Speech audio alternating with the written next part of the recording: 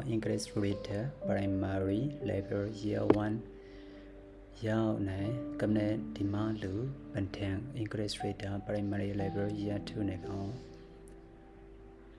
English Reader Primary Year 2 này này đi mi dụ đoàn man đang một ship hạ đoàn này khá ok how này cầm mà đuôi đoàn này đi bên đoàn sáng how was your visit đoàn này xâm đi bên đoàn long qua lệ này khá nó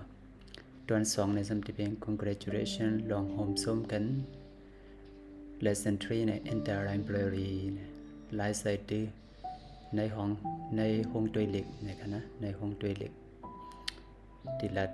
ไล่ลัดต่อกันในห้องตัวเล็กไม่ใช่ซ้ำที่เป็นคอมพิวเตอร์ไล่ใส่ที่คอมพิวเตอร์นะครับนะไม่หาซ้ำที่เป็น Word สักคู่กวิดาทั้งสักคู่กวิดา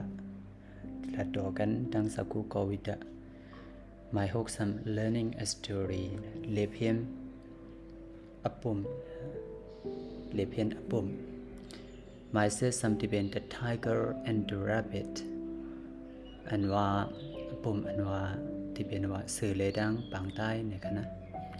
My เป็น something cleaning the monastery เล็ดเฮ็ดลงมือใส่ในจอง My เก่า something evening recitation ไหวพระไหววันเนี่ยกันเนาะ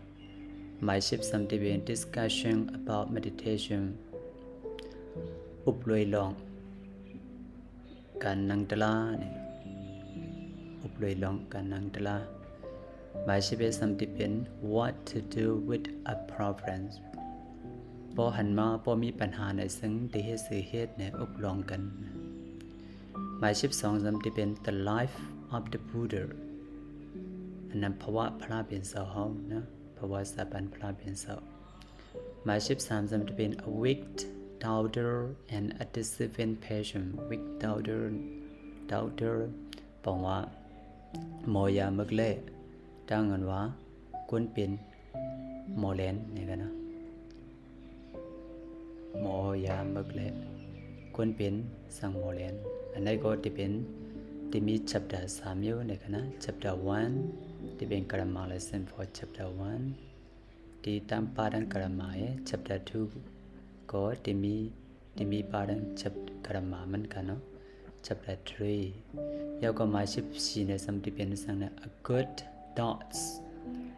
good dot is powerful พอมีน้ำใสหลีพอมีตังวันหลีในมันมีเอ็นแห้งเดียว powerful เนี่ยมีเอ็นแห้งพอตังวันหลีในมีเอ็นแห้งเนี่ยอันนี้ก็ที่เป็น chapter ที่มีอยู่3อันในกันเนาะเสกเพไว้3อัน chapter 1 chapter 2 chapter 3ในกันนะ chapter กูอันนั้นก็ที่ป้าไว้ grammar lesson ในกันเนาะแล้วก็มาชิบหาได้ที่เป็น extra lesson เนี่ยที่เป็นอันว่าการเห็นอันใส่ไว้พลังเนี่ยกันเนาะโอเคที่มีอยู่15ในการ15นั้นเฮากันมาดูด้วยหมายหนึ่งอันเป็นว่า how was your physics วันดังค่ะ